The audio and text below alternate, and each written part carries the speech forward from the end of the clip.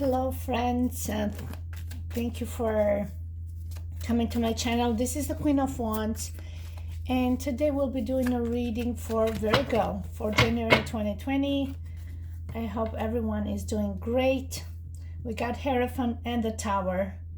This is like disrupting old belief system, or somebody who is a true leader, charismatic, that breaks down the walls, the facades, the structures. It reminds me of Martin Luther King. He was a leader, right? That he would nail a letter on the church's door and saying what all the wrong things that the church was doing, and he's saying what the church is doing is not what God does, and so he breaks down through the tower, something that no longer works. Now it can be in a love relationship, it can be in anything, but this is somebody who won't stay still. He will think outside the box, and he will change things, he or she, whoever. So the Hierophant with the Tower is somebody who will make drastic moves to make their point clear. So let's see. Okay, so all right, Virgo, let's check your love life. What is this person thinking about you? And okay, what they're thinking about you. Okay, this one's to cover how they feel about you, what you think about them, and how you feel about them, and the actions that will be taken on their part, and your actions, and the final outcome. We're gonna just put it up here. Okay, all right, let me take a sip of my cup of coffee. So what this person thinks about you. Oh wow, the Three of Swords. I had it even yesterday. I was gonna say honesty, and I got the word even here, honesty.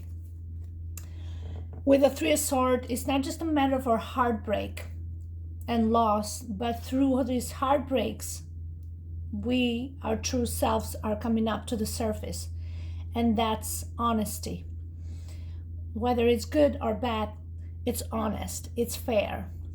So they think that you cut to the BS. When you know you're wrong in certain things, you acknowledge that. So you're not trying to sugarcoat anything, whether it's something that you have come to a realization of your own actions. You are forgiving of others. You are compassionate. You feel sympathy. When you embrace your own mistakes, you apologize. You have conscience. You have compassion. Yeah, that's what comes with a breakdown in communication. There can be hurtful words towards one another, mistreating somebody, but this person is saying there's this level of humbleness. So when there's heartbreak, you don't use the same attitude towards the other person, but you kind of find and wish for peace to come after that. And that's why the Four of Swords comes after the Three of Swords, is a sense of peacefulness and rest. And yeah, the word honesty has been coming out a lot, and I had this card coming even on the other deck before shuffling it. Here, it was here actually on this deck, and I thought there is something that has to do with you, Virgo, that's about honesty. This person wants you to be honest with yourself and with others, but at least express that. And that's why they think about you. They might think that they hurt you somehow with the devil here. And Eight of Cups in reverse. It's like they kind of turn their back on you somehow. But there is love there with the Knight of Cups. There is a lot of love. But this love sometimes is expressed different. It's not expressed openly. So you build more trust and love for somebody when the opposite happens, and the opposite attracts. So maybe they think that by causing a bit of pain or discomfort in you, they will instill more love for you from you towards them. By causing this friction, they were built and grow and instill the affection, your affection towards them. But most of all, like I said, they think of you as a person who is truthful and is honest and is humble, and they embrace the changes and the circumstances and the difficulties with a pinch of peacefulness and humbleness. You see, that is, she's praying, and there's a heart right there, in almost in like in her guts. In this, like her guts is telling her to stay still and humble, and pray and never lose faith, because better times will come ahead. This is how. So I think they see that as a great value. They are attracted to this type of personality when you put them through hardship, and they come out actually with a sense of integrity, and the true colors of the personality come to the surface. So this theme has been coming up a lot lately. Oh, I think I'm going to sneeze.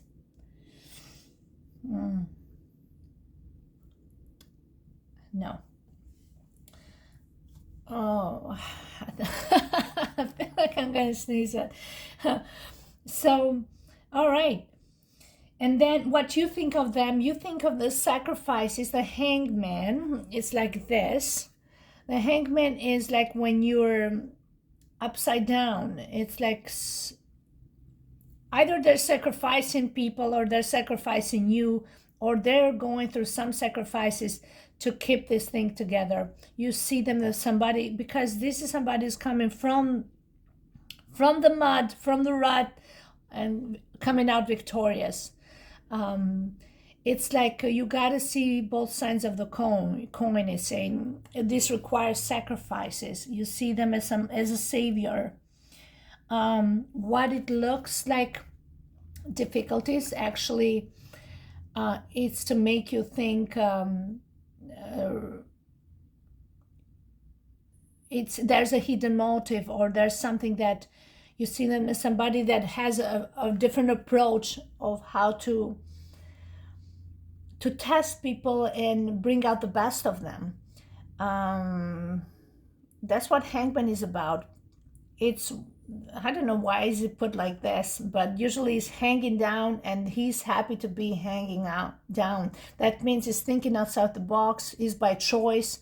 The difficulties, or either by choice or forced by others, that shows a certain level of your personality, and that shows that it can be an actual sacrifice. You see them somebody who will do a lot for the people, for the others, despite all the circumstances. They're sacrificing something here, whether it's trying to keep it together and finding a way by, maybe sacrificing by narrowing down things, keeping them more simplistic, but then, sacrificing your comfort zone. There's so many things, something just to keep it together. But in the end, this is saying that it's all for the better, for the good, because in the end, everybody wins. Yeah. they need to sacrifice something. Maybe if they have certain feelings for you, they cannot keep them bottled up, right? Or they cannot play it safe anymore. So they got to come out to the other side and show who they truly are. But I feel somehow, some way, they're going to make it obvious to you that it's all for the better and everybody wins. And I think you see that. You think of them as somebody who is going through some major sacrifices here for the best of all parties involved. Yeah. They're going to sacrifice something, maybe their freedom or their comfort zone or something to give you or to make this situation better. And how they feel about you. Oh my God, their feelings, heart chakra. They have deep feelings for you.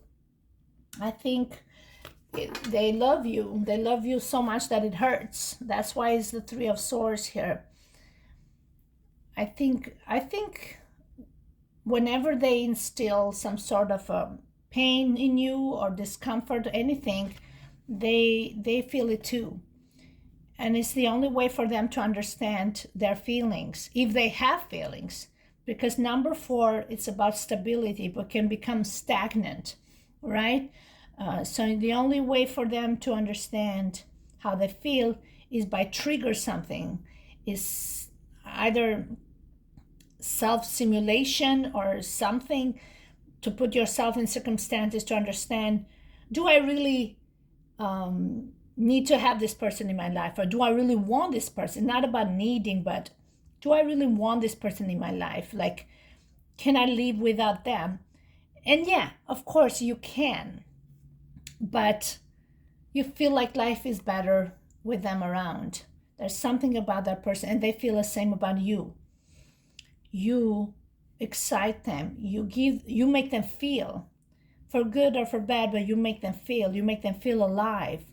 And they feel it in their heart when their heart jumps out of their chest every time they see you. It's like a sharp pain in their heart, especially if they do not see you. So whatever they do to you, they feel it. They feel it. I feel like that she's wearing a cross, but that looks like a long sword. You see that? So there is some truth that is spoken in the name of God, truth that comes from up above, and there is faith. So this person, like I said, is very truthful. Again, I see the word honesty here coming up, like this candle. It's funny. So yeah, it's when you have a prayer for somebody and you pray in front of the candle. And that's when your innermost thoughts and feelings are expressed in secrecy. And that's where your true self comes up to the surface. And that's when you come to realization, I really love this person. I really falling in love with this person. And your heart knows it. No matter how hard you try to hide it with the Three of Swords, your heart knows it. And, reminds me that movie by chance. I just happened to see the movie yesterday, Something's Gotta Give, with Jack Nicholson, when oh my God, Diane is her name, I forgot, I'm so embarrassed, sorry. She's crying at the beach and talking to the daughter, and the daughter said, I don't want to fall in love if it's gonna feel like this is too painful. And the mother was crying, and she said, no, you're absolutely wrong. It's okay to feel like this. It's okay to feel pain. It's okay. You need to feel all this. What's love without realizing this and then finding peace? But she embraced that pain. She embraced feeling like that because in the end, she said, that's the most beautiful thing. That's how I know how deep I've loved. And then, of course, if two people are united, and that's the most beautiful outcome. But the most beautiful part is also when you have to let go of something or someone, and you still feel that pain of loss. But in the end of the day, when you are selfless, and unconditional love is when you still carry love for them despite of what the outcome would be. So that is the message of the heart. And that's what she was telling in the movie to her daughter, that no matter how much this man hurt me, Jack Nicholson, oh my God, he's one of those emperor guys that, has all these young women around him. You got to watch the movie. And then she couldn't get him out of his head. She even wrote a script, a story, because she was a writer, and that how it all ended, and in Paris, and blah blah blah. The whole story said, you were talking about me there. She said no, but in the story, he ended up dying. But in the reality, then he went there and he went to see her in Paris, and he opened up his heart and he started crying like the Three of Swords. Tears came out of his eyes. For the first time, he was kind of shocked. That means he had to go through that tower, when we see the tower sometimes. So that's when the sacrifice comes here. She needs either to see that that sacrifice in him, or he's showing it somehow, doing things to prove her that I'm doing all this for you, to show you that, these sacrifices. Well, that's something we got to find out. Every person's story is different. But for him, in that movie, to go all the way there and make that decision and to see her and express his feeling. And then I think in the end, before she turned back, in the end, she said goodbye to him, and he was kind of shocked, and he was crying his balls out. But then that was the moment of realization that, oh my God, I lost the love of my life. Oh my God, I really love this person. So how do you know how deeply you love somebody until you go through that? And they do that. They do that to themselves. They do that to you, to understand that feeling. So, and your feelings for him. Oh, wow. So we got a 4 and a 4 here. You see that? So your feelings for him are rooted. You see, this is like a base chakra, rooted in the base, firm foundation. And the mountain there, again, I affiliate this with the Emperor card also, because he's ruled by number 4. There is structure, there is stability, there is a foundation in this connection. You feel like your feelings for him haven't changed. But you could also feel that his feelings, despite what they may be, they won't change neither. And then the thing is that whether he feels something for you or not, you feel like that they might not make a move at all, and they may never ever express it, because whatever their situation is, they cannot allow for all this to shake this foundation. Is very important, because this strong foundation keeps the whole empire up. And whatever reason maybe they feel like that might cause some sort of turbulences, but it could also prove that over time, no matter how shaking this situation is, you stay firm, immobile, and you stick strong to your feelings and to your beliefs, and you have mental clarity that this is what you want, and this is what you're looking for, and you're not going to change that. You are a stable, strong, solid, grounded person, and you don't play around with your feelings. Yeah.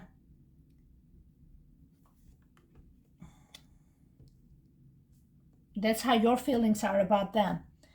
So what are their actions towards you? Oh, wow. Emotional withdrawal, 8 of Cups.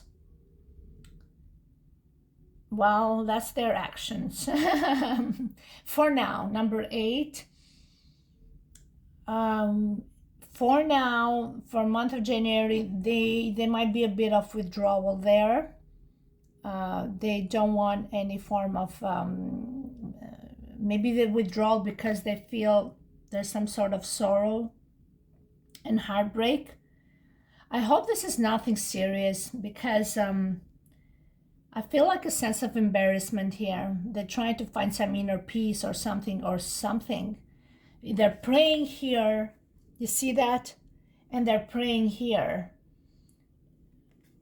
They're praying for something. They're praying for, even though there's heartbreak and emotional withdrawal, they're praying that you're still not going to give up on them. That love will be there. And that's where this honesty comes to the surface.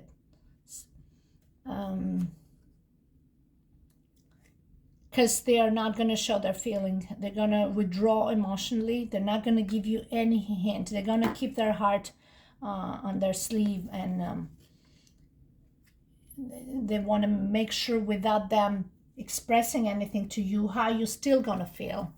And you're saying, well, I'm going to stay still, and I still going to feel the same way I felt from the day one I saw you. So nothing is going to change. But they need some sort of reassurance about that. Okay. Let me get another message about this. Meditation. So withdrawal, again, meditation.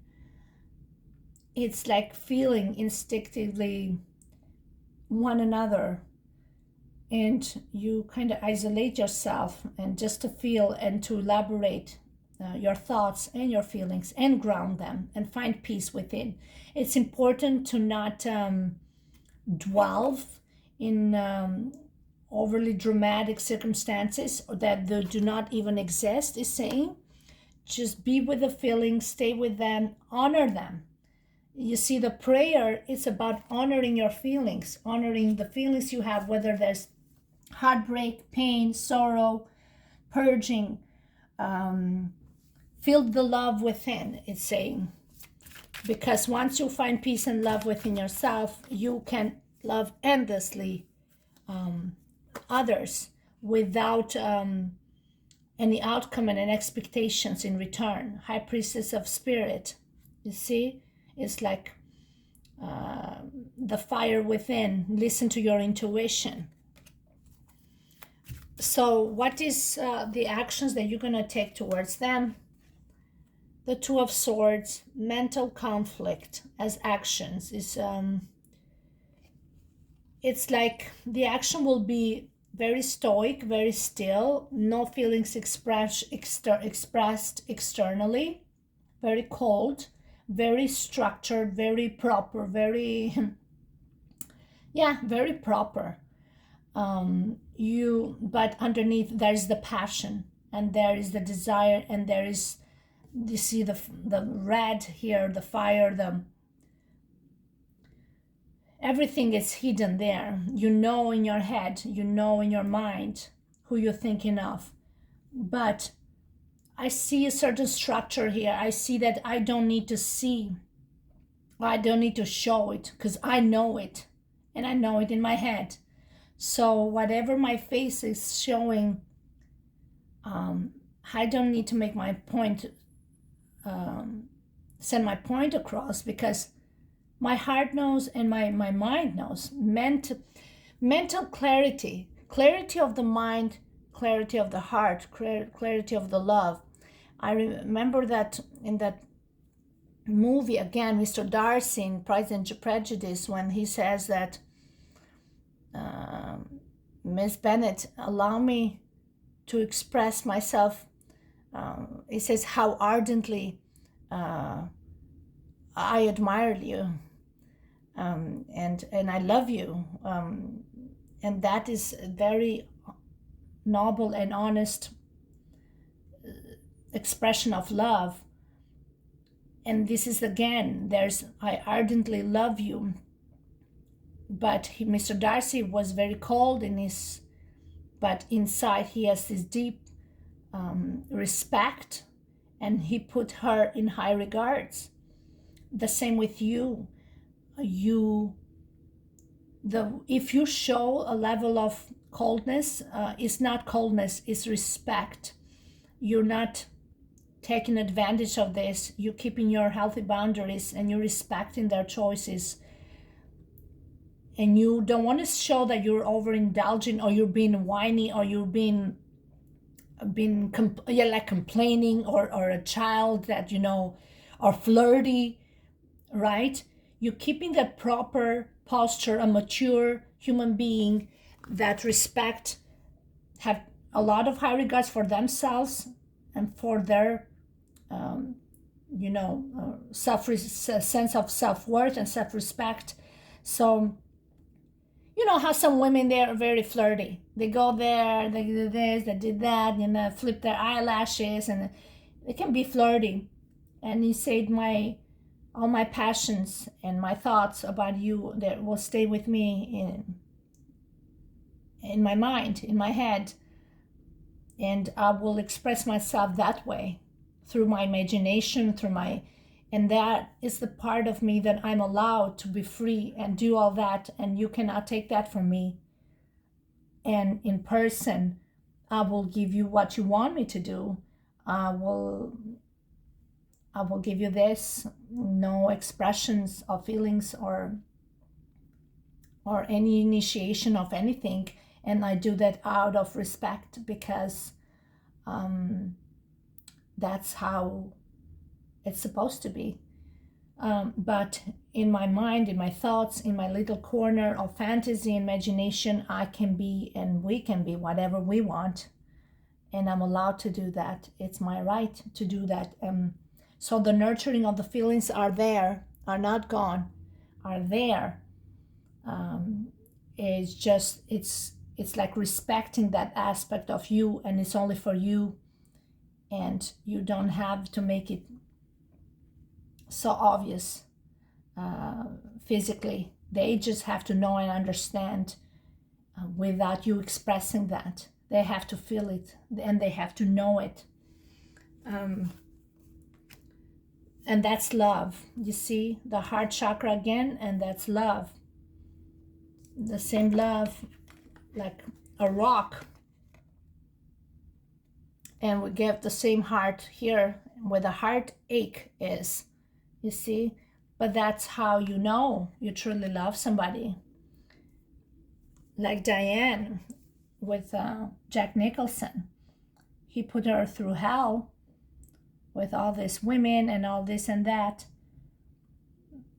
I mean, it's not fair to think like that, oh, he can do whatever he wants, but that's how I know I still love him, because, I love him just the way I know. You should not just love him just the way he is. There's things he needs to change. And trust me, there is ways that God put people to test to change their ways. If they were very womanizer and going after women, and they somehow will change that, because they're going to see that nothing compares to you or to this woman. Nothing makes them happy. Nothing makes them laugh. Nothing even gives them pain and sorrow the way they feel, where they try to instill that to you. They feel guilt. They feel remorse. They feel pain. They feel remorse for that they're doing, but that's how realizing they're falling in love with you. And that's how they come to realize that something's got to change, right? Okay, so what is the outcome? Whoa, the Lover's card. And that's the Lover's card in Gemini, Mercury. There's going to be communication. Harmony is Lover's card. It's the united unity of the soulmates. This is the one for you, and this is the test. Going through this difficulties and these boundaries and distances and respecting each other's decisions and actions and not forcing it. But in divine timing is saying that it will prove that you both staying strong to to this dedication and to this love and respecting that and embracing that, coming equally, right? Like you see the hands are like placed evenly. That means we come in peace to honor this love, and that is done without without any harm or without any hurt feelings, because everything has been overcome, and there is peace and there's compassion and there is unconditional love after all that hardship. I love this. Is like a movie, like a, when the people that still love and feel heartache, they cannot express it, but there is so much love there, and that I find that so romantic. So there can be unity of the soulmates for you, Virgo. So, and that's gonna happen in January. Okay, so let me know how that goes. I'm really excited for you. This was a beautiful reading and it had a lot of meaningful messages. Take care.